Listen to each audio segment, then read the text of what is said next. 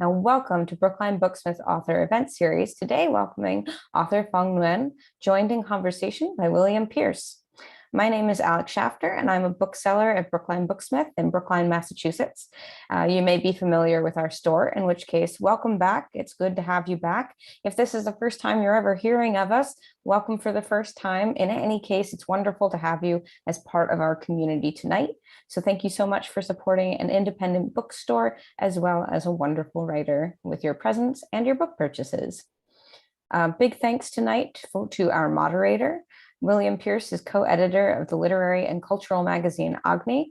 Excerpts from his novel Manuscript 2016 can be found in Harvard Review, on the Freeman's Channel at LitHub, and in Western Humanities Review. His short fiction has appeared in Granta, Ecotone, American Literary Review, and elsewhere, and is the author of Reality Hunger on Karl Ove Knausgaard's My Struggle, a monograph first serialized as a three-part essay at the LA Review of Books.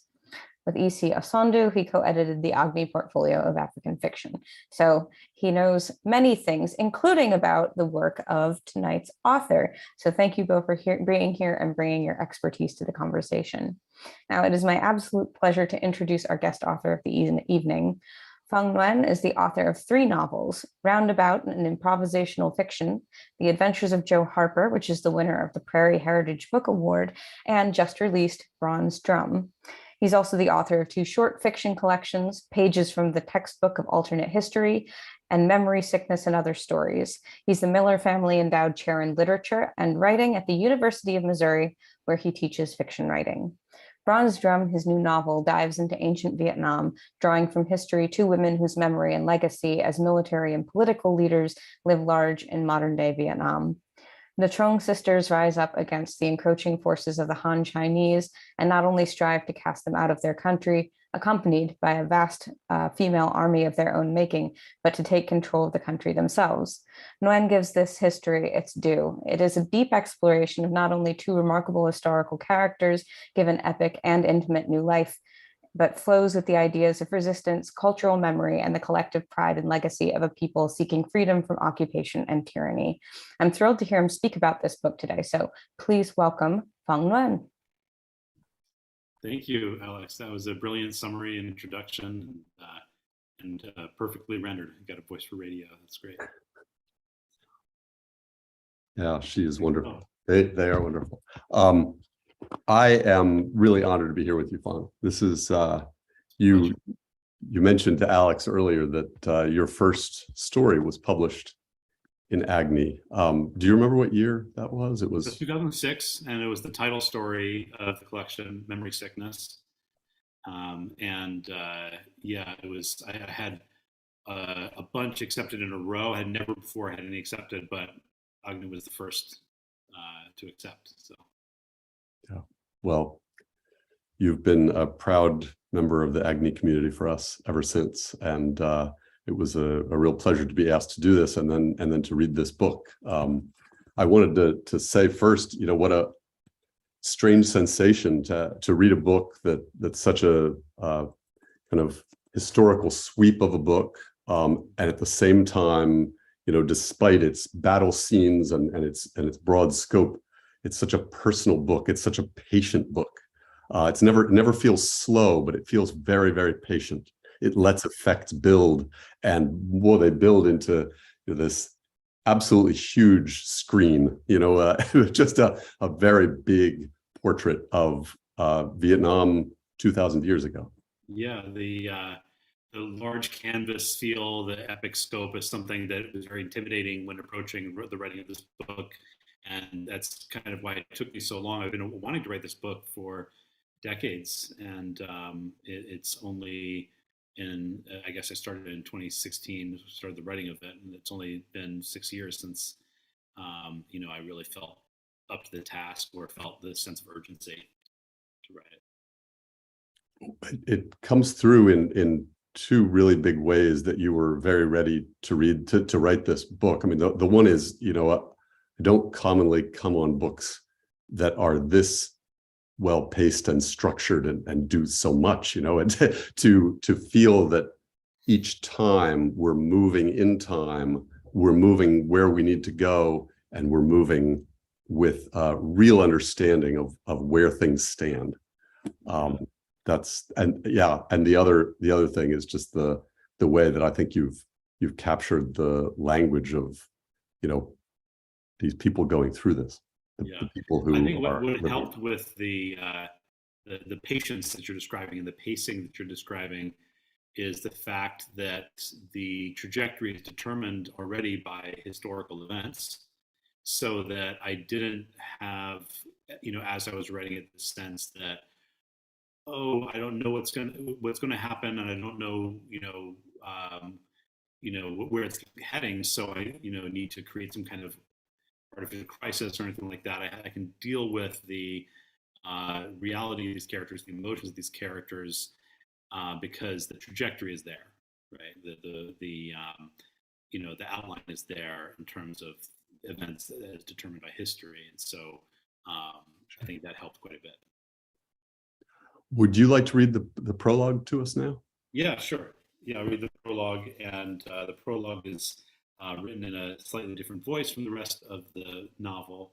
The prologue is written in the voice of Ka, the guardsman, and as Alex mentioned, this concerns the Chung sisters, who raised an army of 80,000 women to fight off the Han Chinese occupation, and were eventually, they ruled as kings for 3 years, but were eventually overwhelmed by the Chinese general Ma Yuan, who ordered all the people of the Lac Viet territories to submit their bronze drums, which were a symbol of Viet pride and military strength, and to melt them down to base metals, and erected these giant bronze pillars, and said that the Han will rule in the land as long as they stand. And that's sort of the premise behind this prologue. Gather around, children of Chuzian, and be brave. For even to listen to the story of the Chung sisters is, in these troubled times, a dangerous act. The Han gods are jealous of Viet heroes, and while the Han have ruled Lac Viet for 100 years, our legends threaten to reduce the empire to ashes. Behold the lacquered puppets dancing on a clear pool of water under the moonlight, and think back farther than you ever have before to your ancestor memory and witness. Here are the Chung sisters. Chung Yi is wild and venturesome, while Chung Chok is disciplined and proud. They ride into war on the backs of elephants, wearing golden armor, brandishing swords that flash in the sun, leading an army of women. And in the distance, the thrashing of the bronze drum announcing the battle at hand. Look, the wicked Han governor enters the stage. He takes Viet honor and blood as if they were shimmering coins in his hand. He will settle for nothing but total subjugation. Soon the armies will clash on the field. The Viet women will love freedom and will not bow. The Han men fight to conquer what was never theirs to rule, the soul of this country, its unobtainable heart. Let us clear the stage before we go too far. Let us focus instead on this sublime moment, the cusp of the Chung sisters' triumph. There is nothing more beautiful than the intake and outflow of breath from the bodies of free men and women. Today, on the sands of Dong Lam, there loom two vast bronze columns. General Ma Yuan, who erected them, said the Han will rule in this land as long as they stand. Yet the shift in the fortunes of women and men is as swift as the darting of the black-winged kite, soaring in one direction, then jinking suddenly in another. The work of nature upon us is more patient, and like the crawl of the snail, seems to leave only a faint trail behind it. Yet the shell endures, emptied of its life, to be worked on by the elements until it is indistinguishable from a rock, until it too joins with the grains on the beach. Children, I say to you this: the bronze columns on the sands of Dong Lam one day will sink, to be swallowed by the tide, and over time taken by the ocean as easily as a body. Thank you. That sets it up very well. So there's a moment when the general says that the drums are one day to be forgotten and never even mentioned in story or song. Mm-hmm. Of course, this comes fairly late in a novel by a Vietnamese American committed to making sure that that's not the case. And so I wanted to talk to you about that. I wanted to have you describe what led you to this, Mm-hmm. and also, how much it was animated by this desire to, again, tell a story about Vietnamese independence. Yeah. Well, it's interesting because, not only are the Trung sisters so celebrated and beloved in Vietnam, but the drums themselves physically were hidden away by so many women so that they're still discovered in archaeological digs in the north of Vietnam. Some of them are discovered, were hidden, and some of them, were discovered in homes. Like they continued to keep them despite the order to submit them. So there's that material legacy as well, and those bronze pillars that he said were the symbol of Han power. They're gone. Like nobody knows what happened to those bronze pillars, but they, so it's interesting not just in the story and song, but in the material culture how what is lived on and what is not. And as far as my motivation for telling the story, it's complex. It has a lot of aspects to it. I mean, one of them is that I grew up hearing the story, and nobody else knew the same canon of heroes that I did, and so, or not no one else, but no one else in my community, in suburban New Jersey, and none of my professors knew the Chung sisters and things like that. So I realized that if I wanted to read a book about the Chung sisters, I would either have to learn Vietnamese or I'd have to write one myself. And writing a book is easier than learning Vietnamese, I think. And then part of it had to do also with my feeling like there's a misperception that in Vietnam or in Asian cultures more generally, that the role of women is that they're subjugated and oppressed and things like that. And of course, in every society there is oppression of women, but it has a different history, which from the history in the West. And we tend to talk about the history of progress as though it's all located within the West and it all moves in this kind of linear path. When history tells us a very different story. That 2,000 years ago, we had in Vietnam these women heads of state, or in the Lac Viet territories rather, women ruling as kings, whereas in the United States, we still have not had a woman head of state. And the fact that in 2016, the majority chose Clinton, but the way that the electoral college works, we wound up selecting, or a good number of Americans wound up selecting, a very incompetent man over a highly capable and strong woman. And so that was part of the sort of galvanizing force behind the urgency that I felt in writing this novel, is showing and demonstrating these women who weren't just political leaders, but military leaders as well.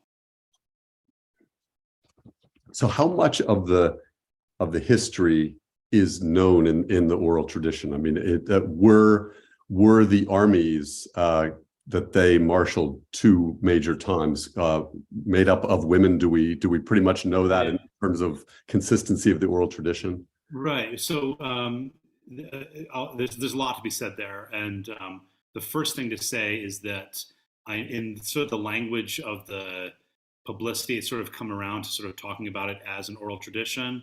But actually, in Vietnam, plenty is written about the Trung sisters. It's just not made its way to the West. So there's statues, books, comic books, you name it, the pop culture images is everywhere. They're really celebrated in Vietnamese culture. So it's not just oral tradition, but at the time, Vietnam, or sorry, I keep saying Vietnam, but it was the Lac Viet territories, was not a written culture. And so the contemporaneous account comes from the victors, from Ma Yuan. Ma Yuan has written about this, and other historians there have written about this. And so the historical account, or the Chinese historical account, differs quite a bit from the national myth of Vietnam. And so, and many times in writing the story, I had to choose between these three different possibilities. And one is the historical Chinese version, one was the national myth of Vietnam, and another is my own sense of the way things should work in the ideal version of this story. And so in more times than not, the national myth was more interesting and better story than the Chinese historical account.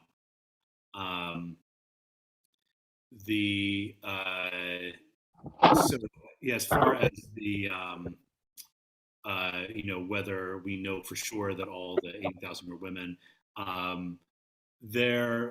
it's generally accepted that they were, though there were some men, a very small number of men that joined in the army, and all the 36 generals were women. So, so yes, the leadership was entirely women, and the army was comprised of the vast majority of women. And the reason for that was that many of the young men had been sent off to fight for the Chinese in their various colonies and various border wars and so on. But yeah, there's this ongoing negotiation of these different narratives that already exist, plus the narrative that I'm crafting for this book. Yeah, another thing you've done so well is it's not that we go back in time and we see a set of traditions that has been lost or damaged by empire, or it's not simply that. The people at that time have already largely, for instance, accepted the tradition of the aristocrats in the Lac Viet territories marrying, because the Han Chinese require that. There's still a great understanding that that's not traditional Viet custom. And so there's a big, I really admire how you work those conversations so that people, as we do now, someone will say, we need to accept that this is our way and we need to fight for our way. And then someone who belongs to that same tradition will take the other side, and for various reasons. Yeah, and it's a time in which the history is and the customs are being negotiated, right? There are people that are like 100 years. That's long enough, and there were also, and this was largely edited out of the final version, but I also wrote about the Chinese that had been kind of assimilated into Viet society, just from the point of view of these civilians that were in the aftermath of the war, when the Han Chinese were cast out. There was some difficulty surrounding those Chinese that were integrated into Vietnamese society, or Viet society rather. So yeah, that I was very aware of negotiating that kind of territory that you're describing, and I think even though that the stuff with the Chinese in the Han in the Viet territory and dealing with prejudice and so on is cut out, I think it's still there in those exchanges. Well, and it's even there in the sense that it's mentioned once, and we have had enough of that kind of exchange that we know how fraught it is, that there are Han Chinese who've remained and decided to be part of Viet society at that time. There is one mention of that that's left. It's very interesting that you wrote more and took it out. I often think that there's a certain ventriloquism to what we do when we're writing, and if you write something, you're thinking about it all through, then it doesn't have to be there in full form to affect. Yeah. I think that was the reasoning behind that particular edit. But the original version, or the first draft, was like 600 pages, so it's quite a different book. I think I understood after all the edits were complete exactly why it needed to be as short as it is. I mean, it's still about 400 pages or almost 400 pages, but yeah, there's a lot of more military stuff, for example. Yeah. No, I mean, there's a level of restraint here and a level of plenty that play very well together. And I think you did a very good job of bringing it home. It was a big surprise for me to start to read this, because I've read a bit of your work, but all really on, I think, the other side of what you mainly do as a writer, which tends to include, for instance, elements of magical realism. You allow yourself a lot of kind of freedoms with time and space in a way that this book doesn't. And I mean, there are ways in which, for instance, with the story of Rung the tiger, there are very important things that happen with people's mythologized ideas of reality, but there's a reality right there backing it up. And then it becomes, in this book, instead of going out toward the magical realism end, it actually all comes back into the very real. Could you talk about what takes you into each of these modes that you work in, and why you decided to handle this one in this way as opposed to the other? Yeah. So I've often described my process of writing as a constant departure. So the first book, Memory Sickness, is all contemporary realistic fiction.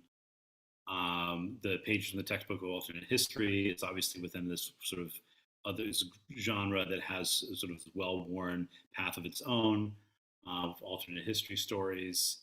And then Adventures of Joe Harper is this kind of, it's a picaresque, but in the voice of Twain, right? And the world of Tom Sawyer and Huckleberry Finn. And Roundabout is an experimental and wild kind of work of fiction. So this is historical fiction, and as you say, realistic mode is another departure. And I think that it's shelved sometimes, from what I've seen already, as historical fantasy, and that I don't mind that, because my intention isn't to be a historian and to exactly approximate as close as possible to what actually happened, but to tell a good story using the materials of history, right? And so, for example, there's a crucial scene in which there's an attack upon the Kungdian Meiling, where the Chung sisters live, and their family. And it's,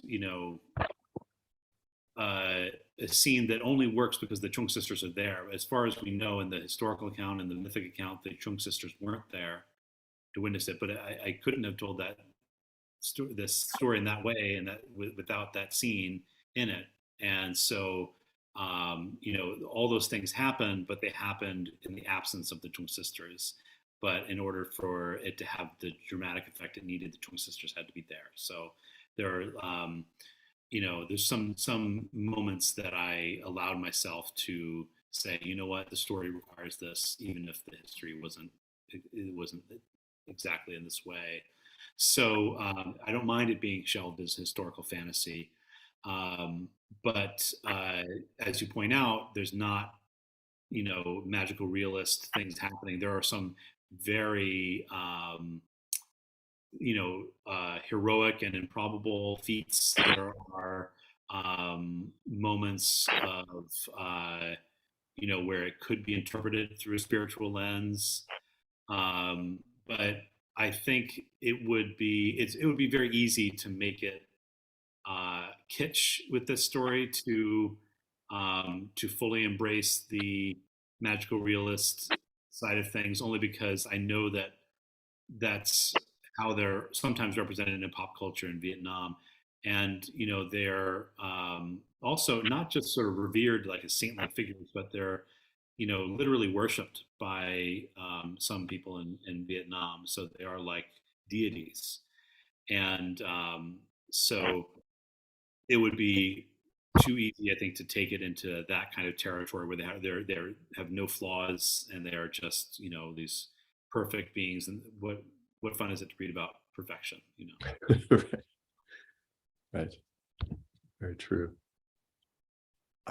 Could you talk a little bit about the relationship between writing this and the women in your life? This was a book so much about women. I mean, written from and through women, and powerfully done. And I just, I can't imagine that you wrote it without feeling and thinking of women in your life, those around you and those you might not be with all the time, might have lost even.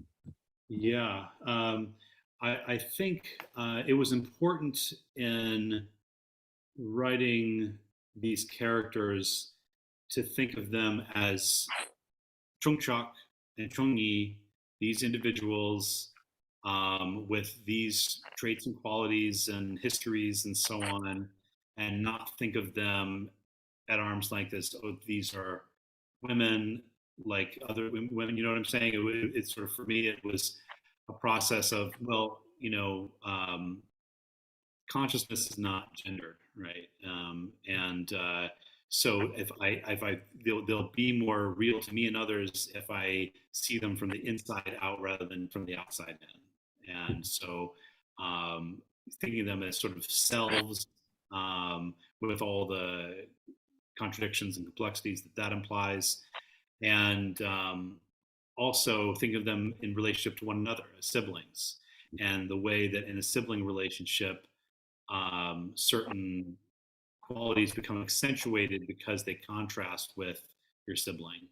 So, I found sibling in relationships so interesting because of the way that we define ourselves against our siblings so much. You say, well, that, she's the academic one, so I'll be the artistic one, or she's the athletic one, so I'll be the partier, or whatever. And yet there's such a strong similarity in siblings because of their shared background, shared DNA, shared history. And so, that all that fascinated me, and that was my entry point actually into writing the Chung sisters, was reading that Chung Chok was more interested in military strategy, and Chung Yi was more of a warrior. And so that implied a bunch of other contrasts, and it just kind of, the characters really started to take shape and develop from that simple difference between their characters.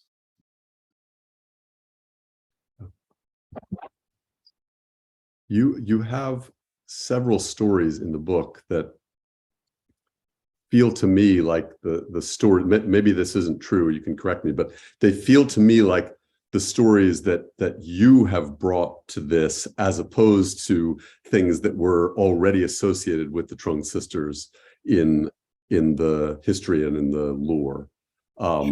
For instance, Rung the tiger being one, and the story of Zui the beggar, which maybe you could tell briefly if you want to. But I wanted to say that one thing that this book does, and it does it, I think, very consciously, all sorts of ways, with its Tisak, the tutor, who plays such an important role, a very, very big role. There's a kind of rising up of philosophy of, and I mean specific philosophies. For instance, the Zui the beggar who dies is executed wrongly. He's taking the fall for someone else. It talks to the persistent presence of the wrongs that we're responsible for. We can't solve them. We can't get rid of them, but they will never leave. They will affect us always. And the story of Rong the tiger, where we can be paralyzed by fear of things we don't know, but the way to combat that is to keep thinking of our obstacles as real material things, not to let them lard up with all of the things we anticipate and know nothing about. Yeah. First of all, I want to compliment you on the pronunciation. The characters, it's not necessarily obvious reading that his name is Zui because it's spelled D-U-Y, right? So the Zui the beggar is my invention in the story. The Rong the tiger, he didn't have a name necessarily, but there was a tiger that was sort of a persistent presence in the town of Meiling, and they had to kill the tiger in order to shake the locals out of kind of their fear. And they did write their version of the Declaration of Independence right on the skin of the tiger. Those I didn't make up any of that. But the Zui the beggar, for that reason, that I wanted to make it a story not just about the triumphs of Chung's sisters, but about the kind of karmic return and the as you say, the sins we have to live with, things that are a part of our past that we can either pretend aren't there and try to forget at our own peril, or we really reckon with and get past on some level. Would you like to read the next? You were going to maybe start in on the first chapter. Yeah, absolutely. Yeah, I'll read the first couple of pages here. Great. Chapter 1 is called The Courtyard of Kungyan Meiling. Lady Montian stirred restlessly beneath the firs. Her neck twinged in the recess of the stone pillow. Soon the Lord lying beside her would begin to dream, and within these troubled dreams another night of frantic fear would ensue. But rather than wander the grounds at night, as was her habit, Lady Montian shook her husband awake and asked him to tell her a story. What kind of a story? The Lord asked. Something other than a nightmare, said Lady Montian. I've heard enough of your nightmares. Now? You know how much trouble the night brings. I want to hear something pleasant for once. Tell me how our daughters come to prosper. Okay, said the Lord, blinking the sleep out of his eyes. He leveled a placating stare at his wife and spoke in his most assuaging tone. Years from now, Chung Chok will be the most desired woman in Lac Viet, and though she will receive the attention of the strongest and handsomest men in the region, she will choose to marry none of them. Instead, she will give birth and raise children here in Kungyan Meiling. What about Chung Yi? Lady Montian asked.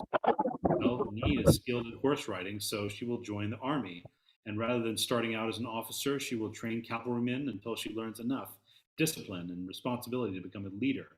Then she will marry a lord. Why should she marry? Lady Montian asked.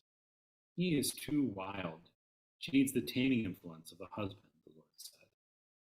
And have you tamed me? That would be impossible, said the Lord. But his playful smile gave way to warrior lines upon his brow. Yet the Han have tamed us all. Silence prevailed in the complete darkness of the Lord's chamber. I thought you were going to tell me a happy story, Lady Montian said. The only happy story you want to hear begins with a revolution. Chung Chok, the elder sister, was imperious, solemn, and filial. Chung Yi, the younger, was ardent and restless to become a woman. Chung Chok had recently reached her age of maturity, and Chung Yi was not far behind. Chung Chok could often be found indoors studying the history of the Viets and the Han, while Chung-Yi was usually out in the garden idling among the marbled cats and painted turtles and peacocks if she could be found at all. The one space they shared with comfort and equanimity was the courtyard of Gongdian Meiling. Here the sisters recited poetry and sparred with lacquered wooden staffs on a dirt-floored, sun-speckled patch of earth in the shadow of a great stone sculpture of an elephant. When they sang together, the harmony reached the far corners of the palace and seemed from a distance like the keening of unhappy ghosts. It was easy to glean each sister's temperament by watching her spar. Chungchok's movements were patient and controlled, every strike flawlessly executed but performed dispassionately as she threaded the air with her staff like a needle in the hands of a seamstress. Chung-Yi struck loudly, guided by the same instinct by which an ox charges a rival. Chungchok's formal style, honed through innumerable hours of practice, bested Chung-Yi's powerful but undisciplined stance. At the end of a spar, Chungchok would help the fallen Chung-Yi to her feet and apply a balm of camphor and paraffin to the bruises that covered her sister's arms, her torso, her back. Mornings, the golden light upon the dun clay walls of Gongdian Meiling ascended over the ceramic tiles and through the slats in the wooden windows like a purifying fire. For the night was full of the sounds of their father's howling and crying. Lord Chung's visions were occasionally so powerful that he believed he could see the future. The voices threatened to strangle him in his sleep. Many nights he would stir his family awake and beg them to leave their home, clothed in rags, and become a family of peasants. Lady Montian would soothe him by stroking his hair like a child, as though he was an old man whose gray beard had grown down to his navel. Chung-Yi often listened to her mother's calm entreaties from the hall as she lay down on the cold stone at the threshold of her father's chamber like a guard dog. The sound of her father's whimper excited the deepest protective instinct of her nature. Her memories of childhood were still sharp, and she recalled the times when, after being lulled to sleep by his sweet singing, she refused for days afterward to leave his lap. Every night she swore to protect him, and every morning, after another night of listening to his howling in the dark, she swore she would become nothing like him, that she would never be controlled by her fears. You answered earlier about the women in your life that you have to animate a character from the inside. You're occupying the person as a person, as it were, rather than certainly not as a woman in some abstracted way or in a gendered way in consciousness. But I also feel that it's very, very difficult for us to animate things from another time without thinking about the world around us, without taking lessons from, for instance, sibling rivalries and sibling experience that we either are part of or we see in our lives. I feel the same way very deeply about the fact that this book, you took a story and you could say, well, it's a story you wanted to tell. You tried to follow it as closely as you could in many, many ways, but you land with this book right in the middle of all sorts of conversations happening that the book speaks to. And yes, of course, you partly are so interested in this story because the story speaks to those things. But I feel like you also brought those conversations into the book. Do you feel you did that? Was that a conscious part of your work, or is that something that happened because, well, we're all soaked in now and it just. Well, I mean, I think in some ways it's part of the eternal verities, right? I mean, that it's the forces of oppression don't necessarily change their stripes. The tiger, literally does not change its stripes, right? The kind of paternalistic way that the empire speaks about its colonies, and the fact that it's when you're in a position of being the subjugated or oppressed, you can see things about the oppressor that the oppressor themselves cannot see, right? And so those are some of the universals that I'm dealing in that feel very contemporary, um, but they feel contemporary because they are unfortunately evergreen, right? And so I don't necessarily think that you can draw conclusions about the contemporary world based on events that happened 2,000 years ago, filtered through my own interpretations. But it can be a productive launching point to talk about things that are already on our minds, things that are kind of perennial within human cultures and within human conflicts. Right. It's not a prescriptive book, that's for sure.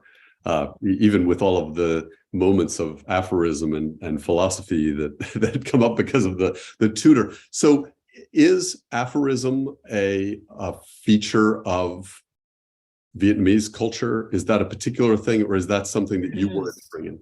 It is very much, but those particular aphorisms, some of them are real and some of them are not, right? And so, and it's in Chinese culture as well. There's aphorisms. So, for example, the unfortunate aphorism that is in the voice of, I think it's Commander Ho. It says, I could quote it right now. Okay, yeah. Yes, 100 women, right? Yeah. Yes, 100 women are not worth a single testicle. Yes, that was a Han Chinese saying. Yeah, so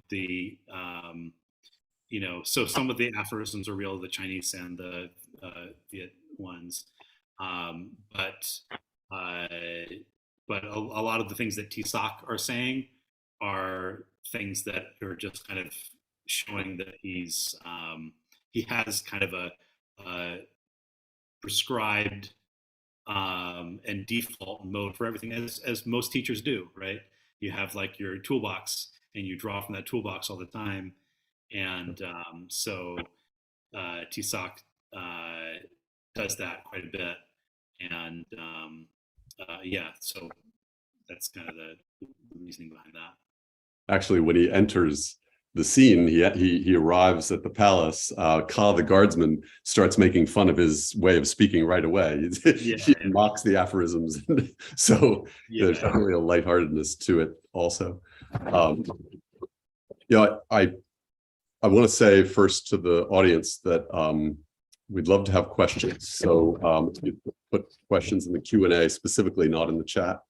I will read them out to Phong. But for me, the mark of an absorbing read and a novel that really does something to you as you're reading is that it changes how you think about things when you're not looking at the novel, when you're not in it. And just yesterday, I saw the story in the news that said that much of the US is going to become a heat belt. We're watching all these changes come, and they feel so inevitable. We're watching voting rights being taken away again from many people. There's a feeling of inevitability to things that haven't happened yet, but we see on the horizon so many. And this book speaks of inevitability, while it's a fascinating balance, because there is a lot of sense of inevitability. The Trunk sisters believe that their victory is inevitable. We then see that their later history is also, I don't want to just speak about the end of the book, but their later history is also inevitable. And yet the thing that remains essential through this book, through to the last word, is agency. We have agency in trying to change our inevitabilities, because until they happen, they're only seeming inevitabilities, right? Yeah. And I think if someone were to tell me that an awful fate awaits, whatever that may be, and it was certain, that wouldn't necessarily mean that I should then lay down, right? I mean, you still struggle against the terrible thing, and so I take a lot of inspiration in not necessarily my creative work, but in my life and thinking about the way that American contemporary society works in general, from Rebecca Solnit. And I think she says something to the effect of "hope is my beat," right? Like she's like the beat reporter on like why to be hopeful about society and the world and things like that, because there's a lot of forces that would like for people to just lay down and feel defeated, but it's not. Hope isn't innocent, right? Hope isn't ignorant. It's informed by real incremental progress towards these ends, and so that feeling of inevitability is something should be animating and should be galvanizing in the other direction. It shouldn't just sort of cause us to lay down. Yeah, in fact, something that is said about Tisac is that he exudes faith in the future in his writing and in his speech. It was his gift to the world. Mm-hmm. And when I read that, I was thinking, this book feels a kind of pressure. I wonder if you felt a conscious pressure to leave hope, leave that kind of energy for the future, not just for our future, but for their future, for the Trung sisters and for the future of the world that they're. Yeah, I mean, I think the same thing applies to them. Like, imagine they knew from the outset what would happen. I don't know if that would mean that. I mean, they might shore up their alliances more with some of the other cities and villages and territories and so on. But it wouldn't have prevented them, I don't think, from launching the revolution and ruling for the time that they did, because that hope is always there. That pressure is more like that's kind of the way that I think, and so I'm going to include that in the story, and so I guess I put that sort of in the character of Tisac as well. I don't really believe in spoilers. I don't believe anything spoils anything, because if the end, then yeah. And one of the reasons why I don't worry about spoilers in this book is because I would love for people just to know the story of the Trung sisters, even if they don't read the book. I would love for this to be the beginning of a conversation in which people sort of get to know who they are, and they're more well known in history. And so it would be great if everybody knew what happened to the Trung sisters, and then they read this book and saw this interpretation of it.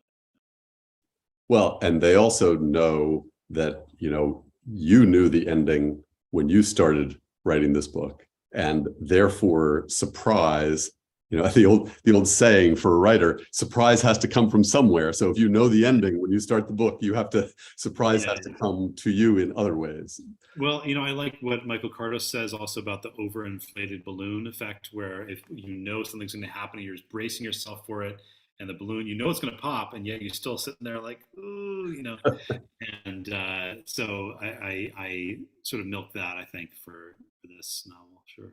Yeah, really well. We have a question here, so I'm going to read this from Jordi Alonso. Thanks for this, Phong. Not to be too greedy, but might you have another historical novel in the works or something else during your research leave from Mizzou? I've loved each and every one of your books, but this might be my favorite up till now. Thanks again, Jordi. Oh, Jordi, that's so sweet. That's a great comment and question. So what I'm working on now is sort of two-part. It is a memoir about my family history, which does delve into history, but more recent history, and also a fictionalized account of that same story. So I'm working on a novel and a memoir, both about family history, my father's family in Vietnam, and the short version is that there was a family tragedy in 1947. My grandmother, who was 27 years old, and my uncle, who was 1 year old. This obviously I never met them because they died long before I was born. But they were killed in a French air attack in outside the city of Munding, and when this kind of estate that they were staying at was attacked, my grandfather was so stricken with grief that he wrote a letter to my father, who was 3 years old at the time, and this 30-page letter written in French, all about who his mother was and about the incident itself and about his grief and so on. A beautifully written letter, which my father didn't receive until about 35 years later in 1982. It became part of his wife's family's archives, and he wasn't really close to that family because he remarried and so on. And so I read this letter when I was 19 years old in 1997, and my mother was sort of clearing out some old papers and things and said, "Oh, you might be interested in reading this." And I thought, my God, this is like history of my family I've never known about, and never realized how affected my father was by these events. I mean, that's like his first memory. He was 3 years old, so the novel and the memoir concern that incident and the implications on my family through the generations of that. And these are entwined as one project. Well, there are two projects. Yeah, there's going to be probably the novel first, and then the memoir is my guess. Still at the early stages. So maybe you don't want to say, but I'm going to try anyway. The memoir is clearly a kind of departure. You talked about your work as always a departure. Yes. What kind of departure do you think the novel might grab onto? I've actually never written a story or novel that is autobiographical in any way. So, in 50 plus stories, 3 novels, not a single autobiographical one. And so it's not something which would be new to another writer, but to me, it's very new. To write something based on family history, and actually it's very scary because writing about people that I love and care about. I know that writers deal with this all the time, but yeah, it's new to me and it's scary. So. Yes, I know that feeling, and it's yes, it's definitely not an easy thing to grapple with. And of course, you're going to grapple with it. You're grappling with it in a completely different way in a memoir, where you're just doing it straight up. Right. And that is going to, I mean, the reason why I felt the need for both the novel and the memoir is because I want to reconstruct those scenes, but that doesn't meet my threshold for nonfiction, if I'm reconstructing dialogue for something that happened 50 years ago or something, that doesn't feel to me like nonfiction. So, I have dozens of hours of interviews with my father, and that's sort of where I'm beginning the memoir side of it. Wonderful. So you are able to use his words. Yes. Yeah. That's awesome. Use that, and there are it's early stages. There are small moments in this book where I feel like you're writing about writing. The moment where Trung Nhi is in prison. She's sort of under house arrest supposed to be for a year, and says a lifetime of preparing for war had not equipped Trung Nhi for the trials of solitude.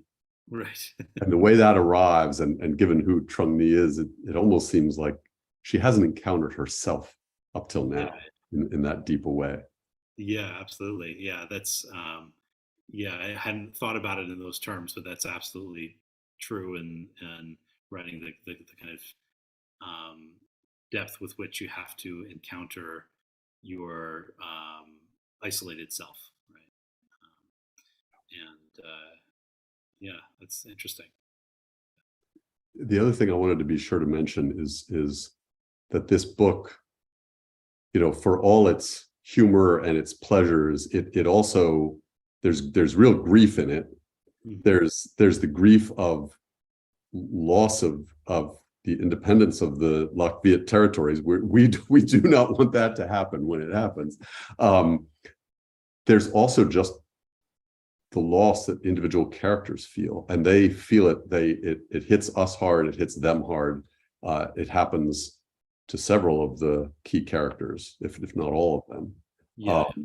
And there's a moment where you say, there are just some these quotes that I've pulled out. So this is maybe the last of them that I'll trot forward, but it's such a beautiful moment of kind of, as you say, it could be thought of in a spiritual way. It could also be thought of as giving grace and space for something very painful that can't really be written about directly. As the day mourned, it took upon itself the heavy emotion that would otherwise have been overwhelming if laid upon the shoulders of one woman. Mm. Yeah. Beautiful. I think sometimes the experience of grief is so large that it feels as though it is something that it can happen in a couple different ways. I mean, one is that it seems as though the world is grieving along with you, and it can feel as though you're grieving utterly alone because the world proceeds without any care for your own loss. And so that I wanted to sort of portray that alternating and paradoxical experience. And what's the challenge there is that Chung Chok only mourned the death of her husband for a day, and then she would never appear in mourning clothes after that. Yeah. And so how did somebody just condense all the grief of somebody they love so much into such a short time in order to maintain the leadership and the support of the people, and not seem weak and not seem overwhelmed. Right. And do it without being or feeling cold, on the other hand. It's a fine balance. Yeah. Well, congratulations on the book. I want to hold it up for those. Thank you so much. Thanks for the conversation, and it's been a good time. No, I think this book is more than being about any kind of grief. It's about recovery. I mean, it's a recovery of a story in our English-speaking world. It will give many people this story. It will give Vietnamese Americans who do not speak Vietnamese this story in a full way. It gives Americans who of all stripes and who come from all backgrounds a story of resistance that is deeply stirring. Fighting against oppression. It's just so powerfully and personally done. Thank you so much. Thank both of you for this wonderful conversation. I've had just a great time listening to you to discuss this book. I want to say thank you also to everybody who's here tonight for, again, being part of our community, for joining in as part of this conversation. If you haven't bought the book already, there's a link in the chat. And thank you again. Everyone have just a wonderful night. So much.